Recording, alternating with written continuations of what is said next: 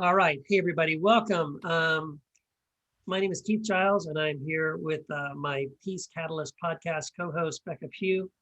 And we are honored to welcome to this live Zoom video conversation author Cleo Scott Brown. And Cleo, welcome. Thank you so much for joining us. Thank you. Thank you for having me. Yeah. Cleo, you're so much more than an author. Oh yeah, I was going to say yes. Where is that bio? Let's see. Yeah,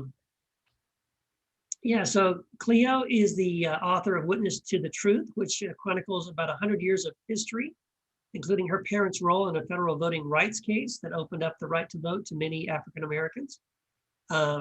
She started a company called History Matters Institute, where she speaks and writes nationally on voting, race relations, class, and bias, using lessons from the past to generate insightful discussions that lead to understanding, introspection, and action. And as I mentioned, her book, Witness to the Truth, it was a River Reads Summer Read selection, and her second book, Raceology 101, placed first in the 2018 National Federation of Press Women Nonfiction Book Competition.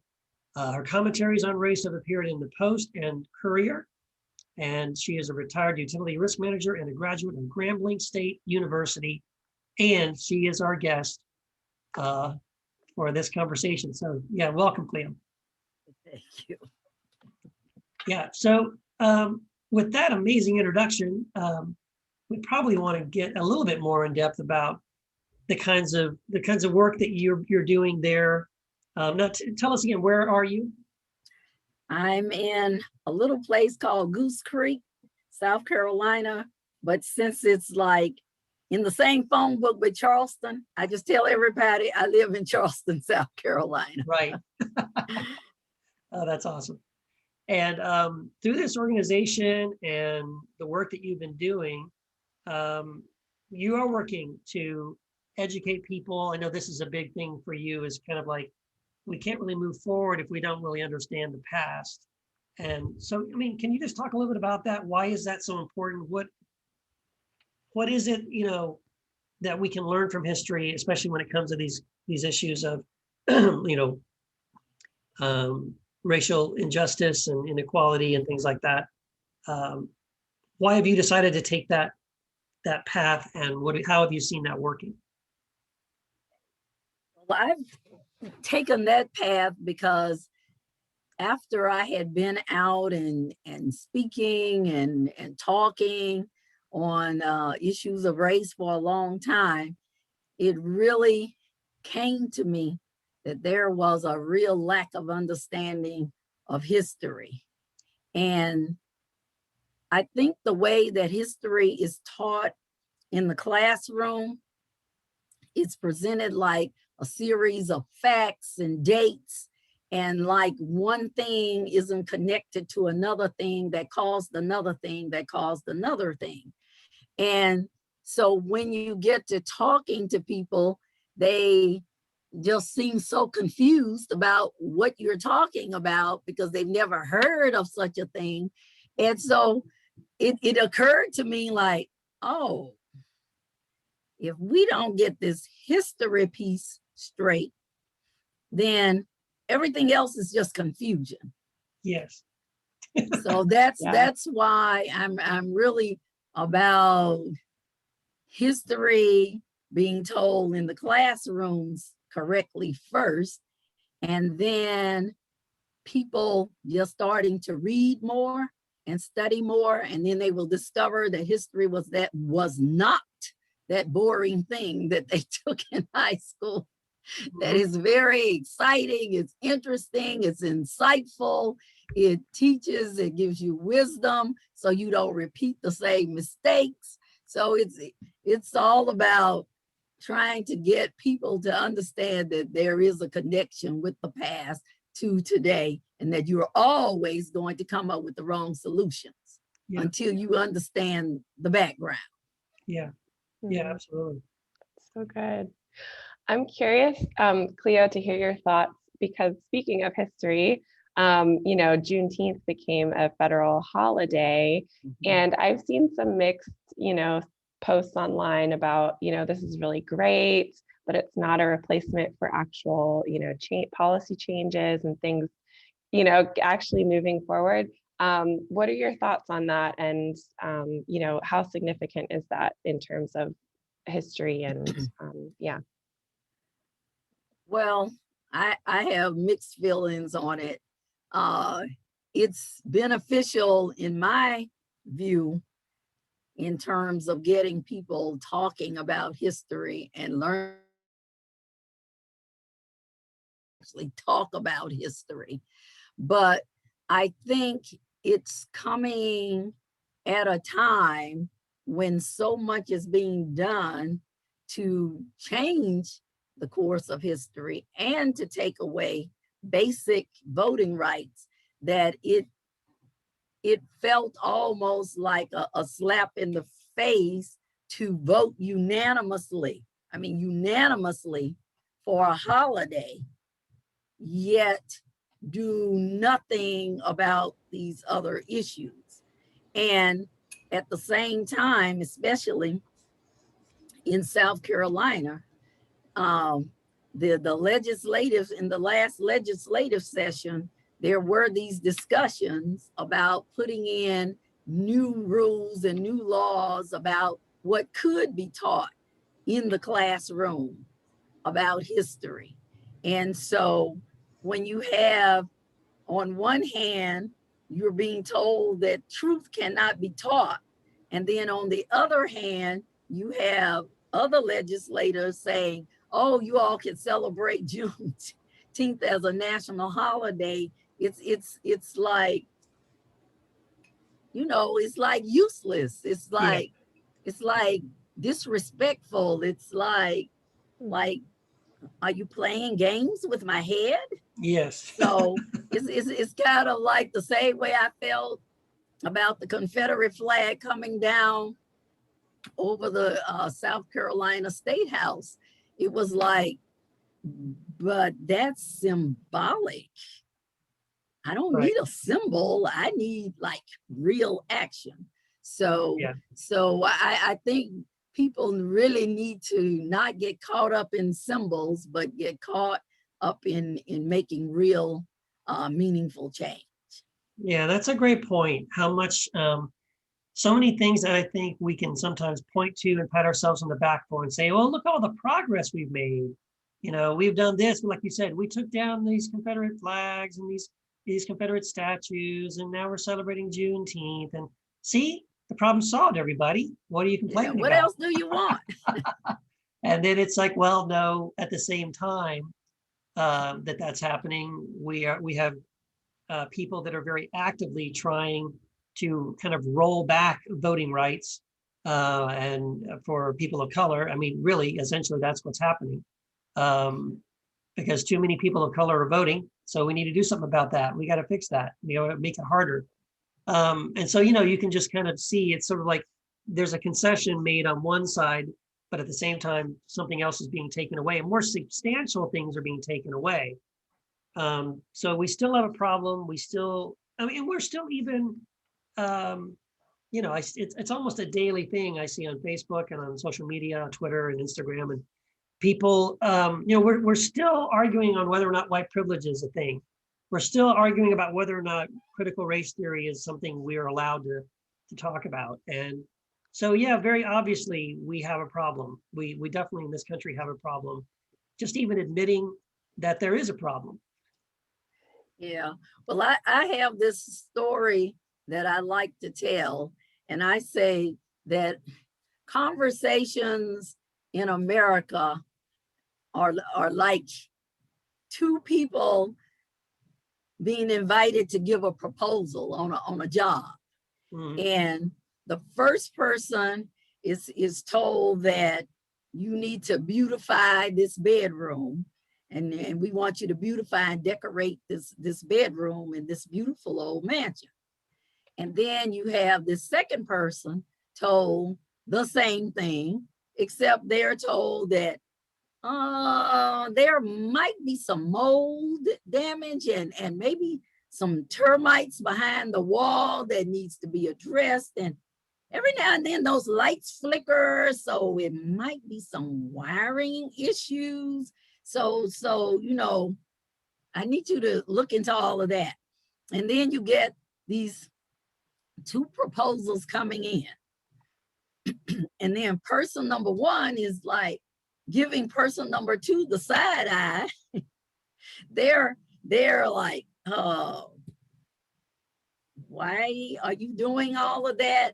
I mean, they propose, you know, let's give it a new coat of paint, let's sand the floors, and let's get some new bedspreads and draperies. And then person number 2 is coming in talking about, let's rip out the walls, let's, and they are both looking at each other befuddled.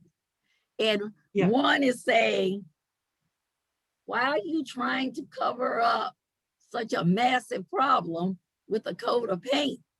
And the other one is saying, why are you ripping out the walls? Right. You must just want to make more money. Yeah. And so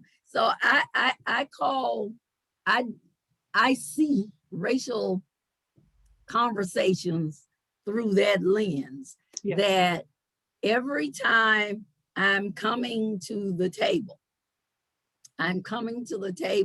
with a group of people who have varying levels of knowledge of history. And when this person comes up with this solution to the problem and this one comes up with this other solution, then you understand why the solutions are so substantially different.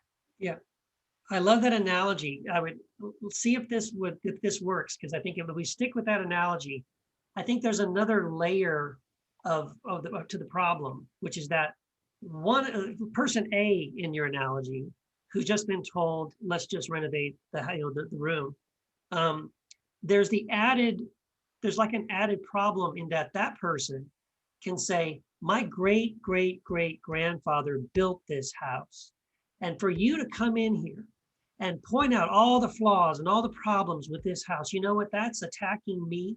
That's so painful. I can't believe you would say this. You know, you don't understand what you're like. So in other words, like there's an investment of like, how dare you criticize this house, this beautiful house that my great grandfather built. And every time you say something negative about, oh, it's just so painful. And that's like for white people, it's like, that's their thing of like, oh, America is so wonderful. We have such a wonderful, why are you bringing up all this negative stuff? And every time you criticize us, you're saying something bad about me and about you're just trying to make me feel bad, you know? And so there's that added thing of like being able to say, hang on a second, there really is a problem. And you need to get beyond that sort of like woundedness of like, oh, I can't believe you would criticize this. To be able to say, no, objectively, there really is a problem. And yeah, maybe your great grandfather did build this house, but it contributed or worse, the person saying, your great grandfather did not build this house. Right. I built this house. Right. My great grandparents built this house for your great grandparents. Oh, there you go. Exactly. With their labor to build this they house. made the bricks. They cut the trees. Yes. They ran the sawmills. Yep. And their free labor planted the crops that made the money that paid for the house. Yes. So basically, then you get another perspective. Yeah, no, that's great. That's exactly right. And that is what happens, right? It's like, oh no, but then it's like you get to come back and go, well, actually, yeah, let's look at how did he build that wealth? How was that labor performed? Yeah, actually, yeah, it wasn't him. It was my family, my great grandfather. Yeah, and so being able to be honest about the situation and seeing it really clearly is really important. And I think it's dialogue, right? It's having conversations, being able to see it from, because otherwise you tend to just only see your perspective, and then you only listen to people that reinforce your perspective. But if you can take a second and listen to the other person and see it through their eyes, that can sometimes help us to recognize, oh, we're not really seeing the full picture. And it's also the problem, like my father says, when people don't read about it in the paper or hear about it in their history books, then they assume that it's not true. Right. And so that's why this whole campaign to get some accuracy in American history books is important, but it's also creating such serious backlash. Yeah. And so I don't know how we deal with that, because textbooks are generally not written by historians. They have some historians like written in on the front cover there, but actually they hire all these independent writers that just gotta tweak what had already been there for years and years back when we really weren't telling the truth. Right. And so it's hard to, and then you have certain states that control the textbook market, namely Texas, Yeah. that have put in all these specific laws that say, Yep. you know, certain things can't go in the textbook. And if it makes anybody, especially founding fathers, look not as pristine, then you can't put it in there. And so it's really hard to get truthfulness when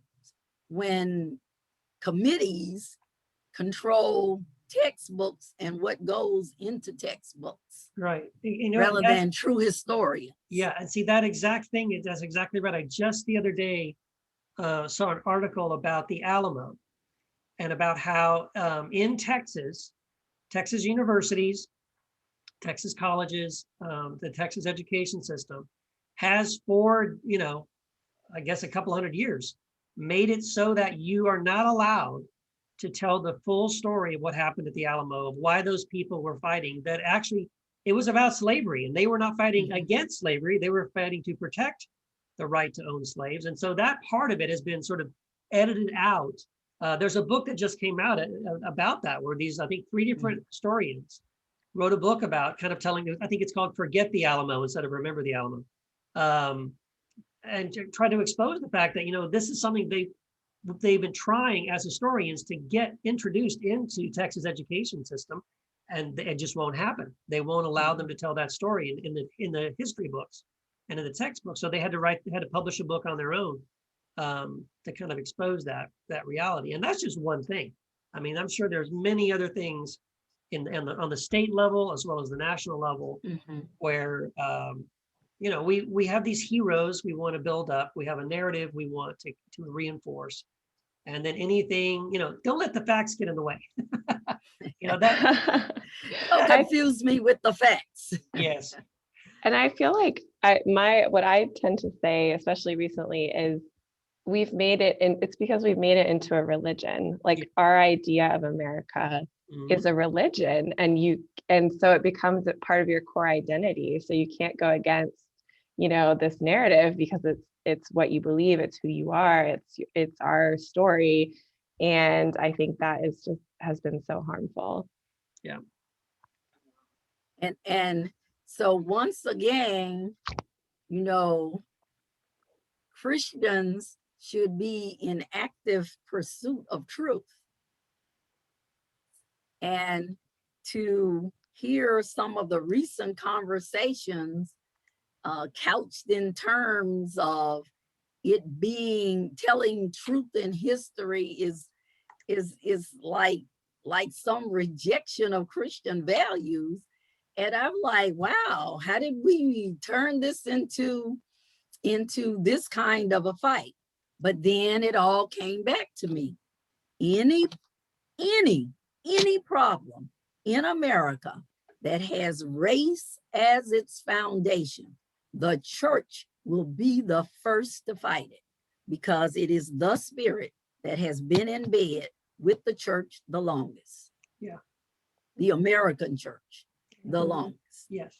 And undealt with. Yes, absolutely. It is sort of the original sin of the American church, that it's something that early on the church promoted it, defended it, fought for it. I mean, I grew up, I was even licensed and ordained as a Southern Baptist minister when I was in my early 20s.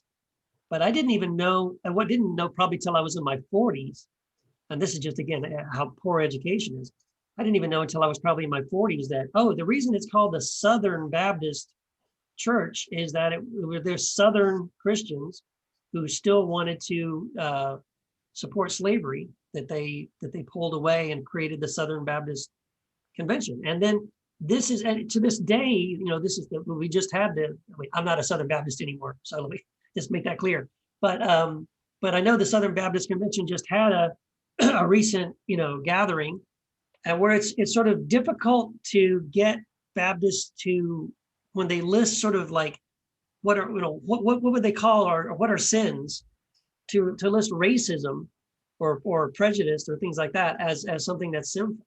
That's really sad to me. It's 2021. Why is this a problem? And it's such slow progress in the church. This, in many ways, should be a no-brainer. This should be like, well, of course we're against this kind of a thing. Of course we want to speak out against these kinds of things. I really, it's disappointing to me that racial reconciliation isn't something that's being championed by the church. It should be Christian, it should be the clergy, it should be the elders, it should be leaders of denominations, Black and white, and all people of color, and white Christians as well, who are leading the way on this conversation. And sadly, it isn't. We're still divided. Or like in Charleston, you lead the way as the leader, and then you get pushback. Right. From the congregation. That's right. Yeah. And in Baptist churches, of which I am a part of a Baptist church, we vote our pastors in and out. Yes. Yes. Right. And see, that makes it even more problematic. So even if you were, and I do know that is true. So I know if you are a Baptist pastor and you have a certain conviction, if your congregation, if the majority of your congregation doesn't support that conviction, you either keep your mouth shut or you speak up, and then you look for another job, because they're not gonna go along with you. And that's the sad truth. So there definitely are churches in a lot of places where you're not allowed, even if you're the pastor of that church, you don't really get to lead, really lead the congregation into a place of thinking hard and critically about these things, having a change of heart. And really, it's very sad because, as a Christian minister, your goal is to lead people to repentance, to help them see their sin, to recognize, their failures and the places that they need to grow and to become more like Christ. And it's very sad that Christians are still resisting something so simple and so basic as loving your neighbor as yourself.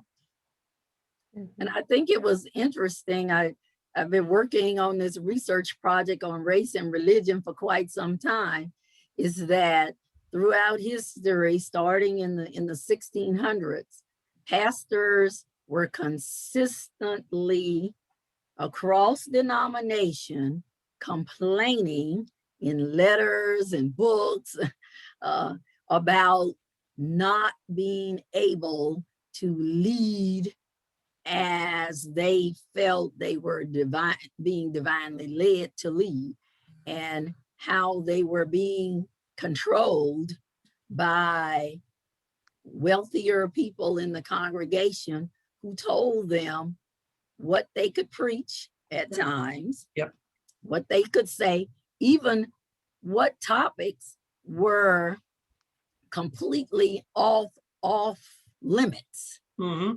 And so I thought that was real interesting, finding, complaints sent back to the Church of England from Virginia about not being allowed to,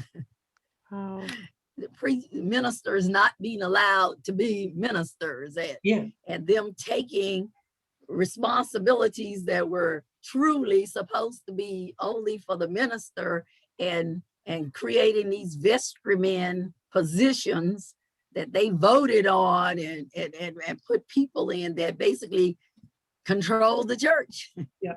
And the vestrymen were also the state legislators. So Yeah. So Thank you. it's so interesting seeing how the spiritual battle to of people called by God to actually get to actually have the appropriate level of authority Mhm. in the places where they have been placed in leadership. Yeah. Yeah. It's sort of like, yeah, when you see those kinds of things, you recognize that, well, maybe all this time we've assumed the Holy Spirit has been leading the church, but then you see things like that and you wonder, well, maybe it isn't the Holy Spirit at all. Somebody else is driving the car here. Somebody else is deciding what you can and can't preach about and where we're going to go, what we're not going to do. And this is why I think progress has been so slow. It feels like, 2 steps forward, 3 steps back. And I also think that the history has a lesson to teach to today, whenever I get it finished, in that it shows the process through which we allow ourselves to shift from a godly path to a path that is more self-focused, more what about me, as Joyce Myers like to say, what about me, it shows it in a just shows it how it manifests itself throughout history, so that when you start seeing yourself as a church body slow stepping, you'll say, oh, we've seen that before. Yeah. We've done that before. And when you study your history, you recognize, oh yeah, look where we might be headed. Mhm. And it allows you to put the brakes on. But when you don't study history, you just, but this is like the 4th iteration of the church coming together to do better, and then the church fighting it, slow stepping away, and then coming up with these really racist positions, Yeah. then coming back to their first love, and then slow step. It's like, how many times did this happen? Since 1619? So I think that, people like study history think that it just has application for, politics and stuff like that. But this everything, every aspect of American history was fully integrated with church matters. Mhm. It was, and reading about how history books were developed and reading about how they consciously decided to leave out a lot of stuff as it related to religion. And I'm like doing research for the last, what I got, 1,600 pages of research material relating to the church and history. There is no way that you can tell American history without the church being fully interwoven into everything that happened, because every major event in American history pretty much had some connection to church ideals, church rules, slavery, which had almost all to do with the church, and church battling within itself about what was right and what was wrong. So if we want to really get American history, we would learn so much church history, which would in turn help us to do even better today. Yeah. That's so good. That's so good, Cleo. And I think it's so important. And I'm such a big fan of the work that you do, because it really, you are bringing people into a space where they can learn the history in a way that isn't going to kind of turn them off or turn them away. And I think that's so powerful. because, you know, people need spaces where they can be introduced and they can learn and they can listen and be taught, you know, the history that they've never heard before. So yeah, it's amazing the work that you do. Yeah.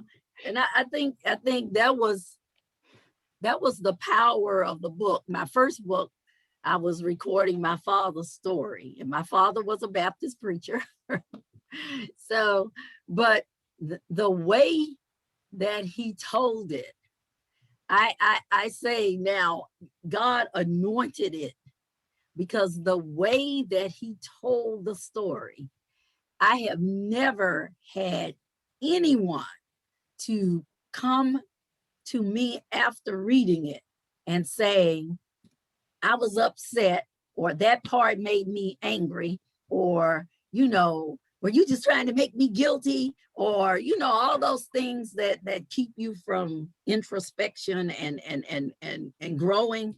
And so I'm like, it's really hard to have conversations where none of those emotions come up, and to have especially white men to come back and say it's the most powerful book I've ever read.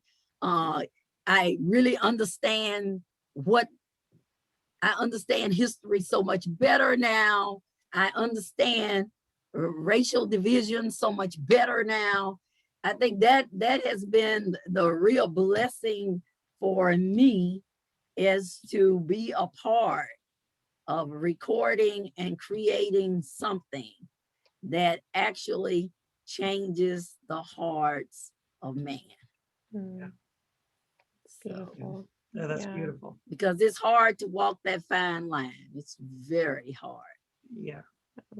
Yeah.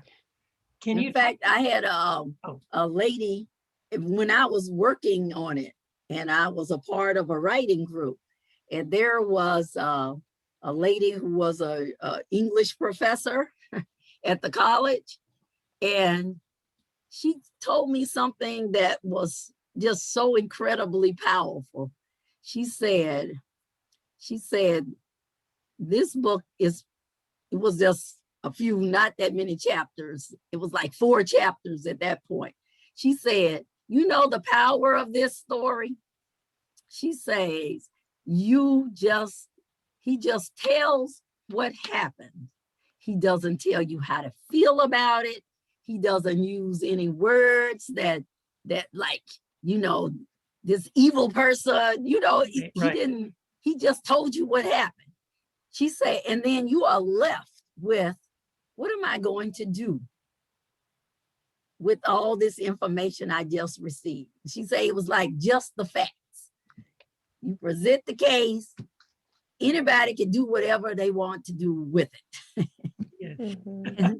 And she said, there's power in doing that.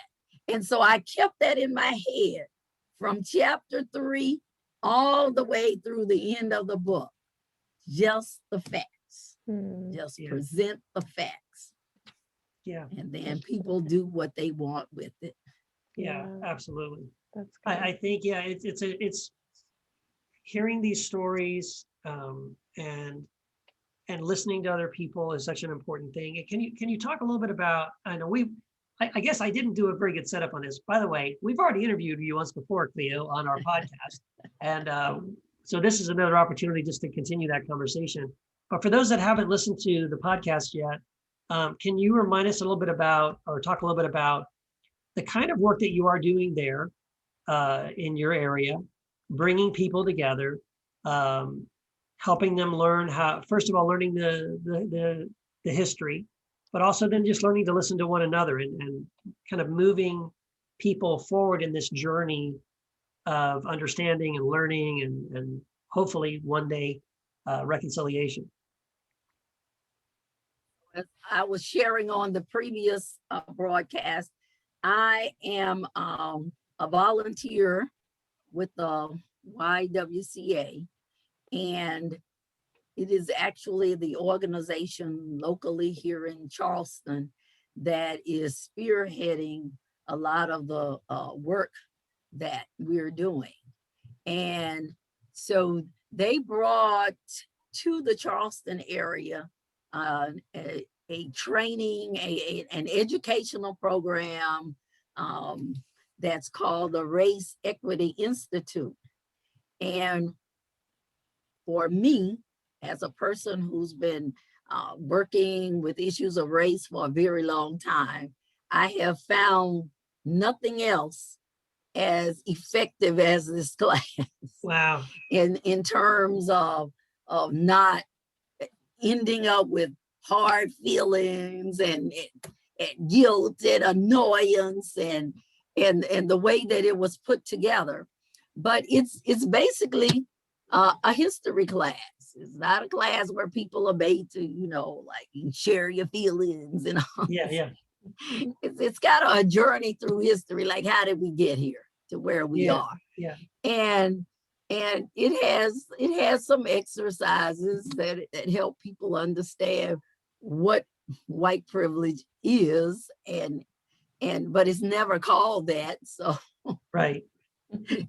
so it doesn't have all these negative connotations, but it's the history and the terminology, and it helps people to understand how laws that you would just hear about or read about in your history book, how they have totally different applications based on race because of other laws that are on the books or other practices that are built into certain institutions. So certain practices that were built into the educational system, that were built into banking, that were built into like the GI Bill and how it couldn't be used the same for Black people, Black soldiers as white soldiers, because you could go to a state college, but if you were in the South, there was a Black state college. But if you were in the North, there was no Black state college. And some white colleges you were simply not allowed to go to. Right. And so how things look in practical application. So as we got more and more people through this class, we're up to over 400, probably headed for 500 now. People, and it's what I call, in some cases, the gatekeepers. Yeah. And by that, I mean the people who are in places of decision making. A few ministers, not a lot, but a few ministers, pastors, but people who are over education and just different aspects of life, some industry leaders, those kinds of people. And then from there, we moved into working with like teachers and district attorneys and just people, police officers, people who, when they understand more about why they do what they do, then they'll understand why they need to change what they do. And so when you have that many people starting to speak a common language and use common terms that everybody or many people in the room understand what that term means, then you start having better conversations because people are starting from this common ground. Yeah. And so that is how we've made some progress in the Charleston area by getting people started on something common, a common level of knowledge, foundational knowledge, I mean. Yeah. And of course, there will always be people in the room who have a whole lot more, but if everybody can start with a common foundation, then it makes the conversations more productive. That's so now I'm working with a group. We're working on a narrative change, and that is actually just starting with Charleston. Let's tell the Charleston story in a more accurate way? And then when we do that, can we get the tour guides to tell the Charleston story in a more accurate way, since we are the history storytellers for the world? So you know, we're working on different projects. And then I told you about the racial justice, the all the groups of churches that have gotten together and formed the justice ministry. It's actually called ministry, social justice ministry. And all these churches have come together to work on a single social justice issue per year. Yeah, that's excellent. That's incredible. And that's so incredible. And I just, yeah, it's so amazing to hear like the progress that's taking place there in Charleston because of the work that y'all are doing. And I think, you know, our listeners might be thinking, well, what can I do? Or what should I do? And I think, you know, one step could be reading your books, Cleo, Witness to the Truth and Raceology 101, and sharing that with your people, with your networks, and, you know, maybe start a book group and have conversations about what you learn from those books. I think the reason Witness to the Truth works so well is because it connects everything back to slavery, because the people who raised my dad were born in the 1840s.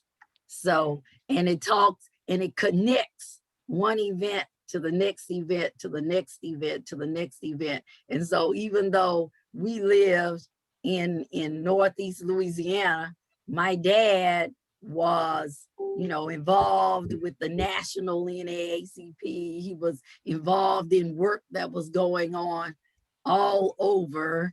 He was actually one of the people on the platform when President Truman made that speech about racism in America. So it connects. It shows you how history connects, and so that makes it much better. That everything goes in a line, and you can see the thread that moves through history that gets us from point A to B to C to D. And then when you get to today, it all makes sense. It's like, oh, this is how we got here. Yeah. Yeah. I love what you were saying about getting people together to make sure we're all on the same page. I think that's so important, because I think as a white man raised by white people, you know, you don't know what you don't know. And the more time you can spend listening to people who have a different experience of America, who have a different experience of almost everything, what it means to go to school, what it means to go to work, what it means to provide for your family.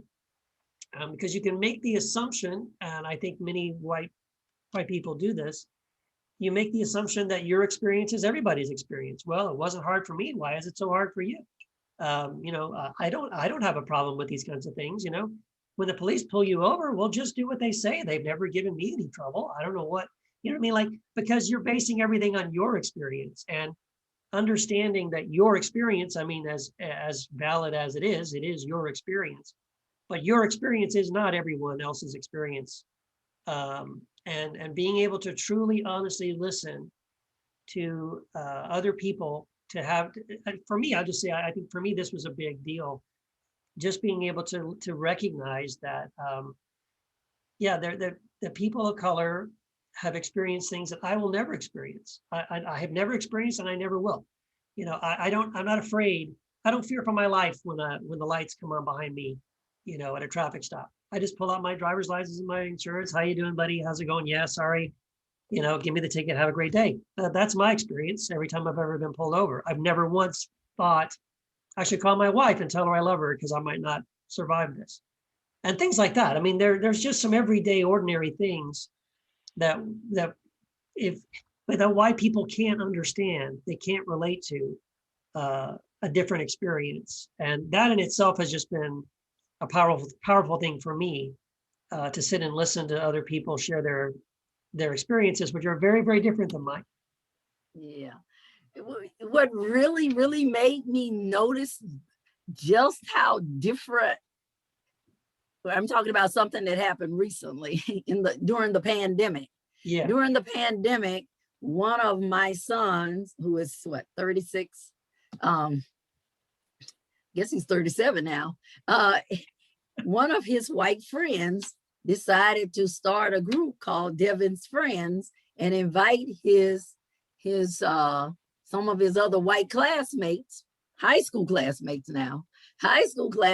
to read Witness to the Truth and have a discussion. Oh, Wow. cool. And so all the things that have been coming out about things that happened in the neighborhood, the white kids in Devon in the neighborhood, and I'm like, and it's like, you did what? Y'all did what? Devon, why didn't you tell me this happened? Yeah. But it's like all of them coming to an understanding of how different Devon's background and Devon's life was from theirs. Yeah. And so one said, like, when I read this book, like, Devon's grandfather was raised by a slave. Like, what? Yeah. It's like that was like blowing up their heads. Like, how could that be that the boy that I played with, they caught the bus with, his grandfather was raised by Wow. a slave? Yeah. And so it's talking about certain things they did and things they said to Devon and things that other kids in the neighborhood did, and that looking back, thinking about how they didn't even think that it was racist, to call somebody a nigger. And it was just it's like seeing childhood from an adult perspective and being in these conversations every Thursday night and seeing and Devon sharing now from his perspective what life is like for a 30-something and the discouragement that he feels and it just talking has opened so much understanding. Me getting to talk to somebody who is really into gun rights opens my understanding. Yes. Where he is coming from. Yes. And he gets to hear where I'm coming from. So it's conversation that makes so much difference. Yeah. Wow. Yeah, absolutely. That's so beautiful. Yeah, I think that's a great point that you make. We're talking a lot about history and studying history and recognizing things that go back to the 1600s and the 1700s and things like that. But that's also, something I think we need to correct, this idea that, oh, it's so long ago, everybody, just get over it. This happened so long ago, but then recognizing, like you said, well, wasn't as long ago as you think, right? That there are people alive today who have very, very close connections to slavery and to these kind of things. And we're still dealing with it. I mean, this is the thing too, the myth that this was a long time ago that we had these struggles. It was a long time ago that we dealt with these problems, but that we've solved these problems today, and we really have not. We're still to this day struggling with these things, even struggling to admit that we have a problem. To me, is one of the biggest things, just to admit it, that we haven't solved this problem. The idea that, oh, America, it's all about, we're established on this idea of freedom and all that. Well, in this Constitution that's supposed to be all about declaring, all men are created equal. It feels good. It sounds good. That's what we emphasize in our history classes in school. But then the reality is, well, if that document was so much about freedom, if America was all about freedom, why is it in 2021 we are still having to struggle and fight and argue and debate, pass laws to make certain people in our society as equal as, well, basically white people, right? We're still struggling to make this a reality. it wasn't just automatic. It's still something that we haven't figured it out. And I'm grateful, Cleo, you've done some great work to help move the needle on this, but there's still a lot of work to be done. Well, I think we have to start with let's not talk about slavery so much, and let's talk about Jim Crow. Yeah. I mean, we need to talk about what happened in the lifetime of the people who are still here. Yes. That the people who are in Congress that are my age group and older, we were a part of Jim Crow. We're the last Jim Crow generation.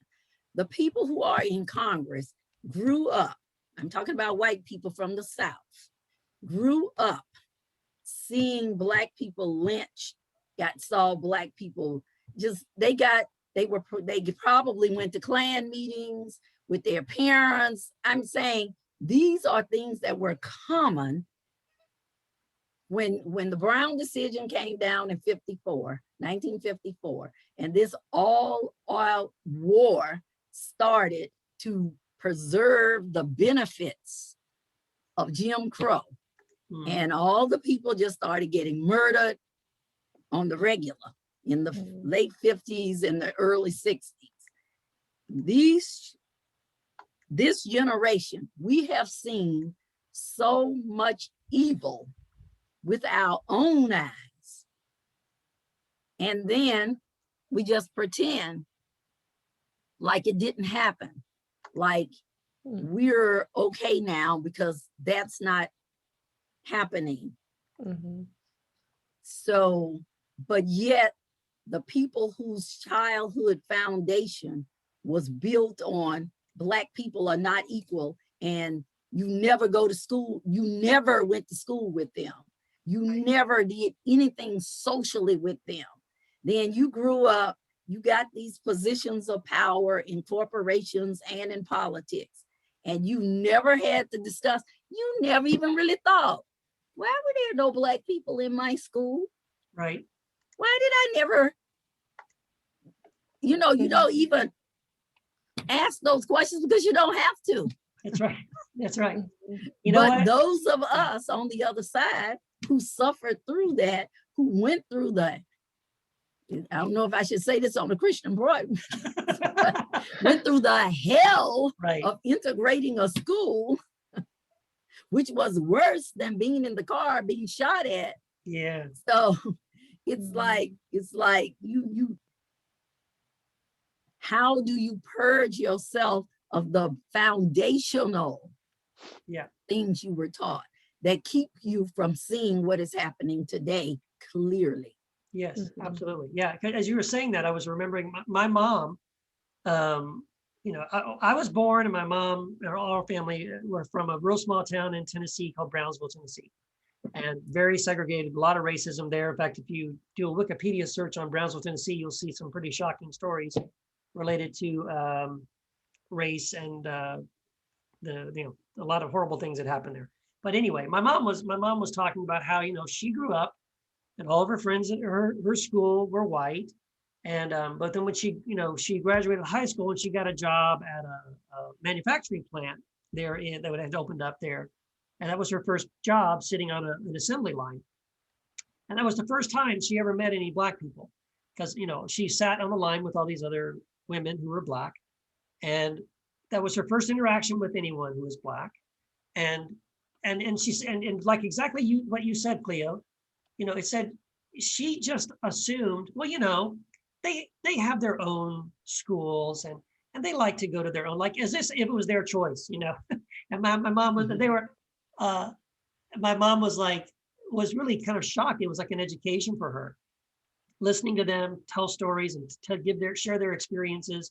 And my mom just had no idea, and it was just like this the lights just came on, like, yeah, why is it I never had any other Black people? Why did I never grew up playing with Black kids my age, and so sometimes there's just beautiful things can happen when you have an opportunity to sit across the table from somebody and listen and learn.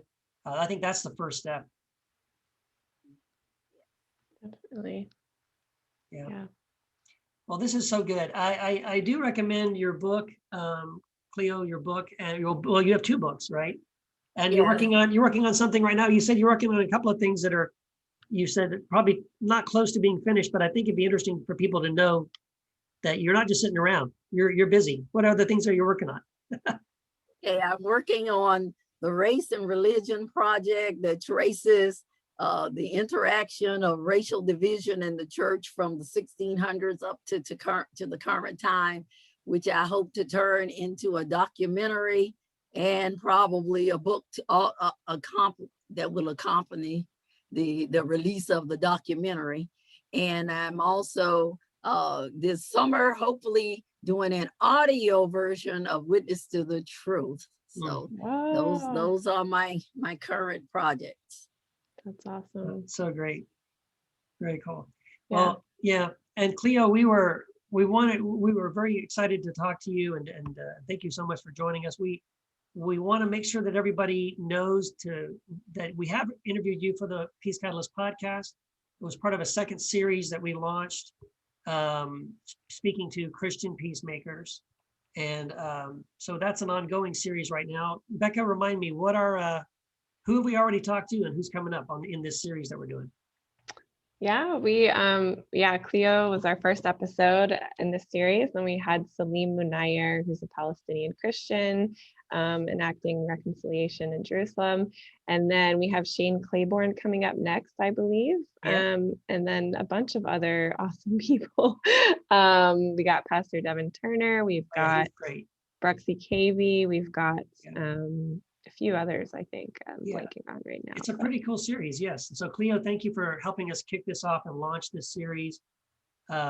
Exciting stuff you're doing. We'll have to check in with you again down the road and see how things are going. But thank you so much. Thank you, Cleo. Hope you all will visit my website. Yeah, well, tell us what that is. What's your website? CleoScottBrown.com. Cleo, Cleo, ScottBrown.com. Oh, actually, Becca And you already can read some other of my writings on this topic. Yeah, Becca's already dropped the link in the comments, so Yes. she's way ahead of you there. Okay. Awesome. Well, thank you so much. God bless you. God bless. Thank you. God bless you Right. too. Take care. Take care.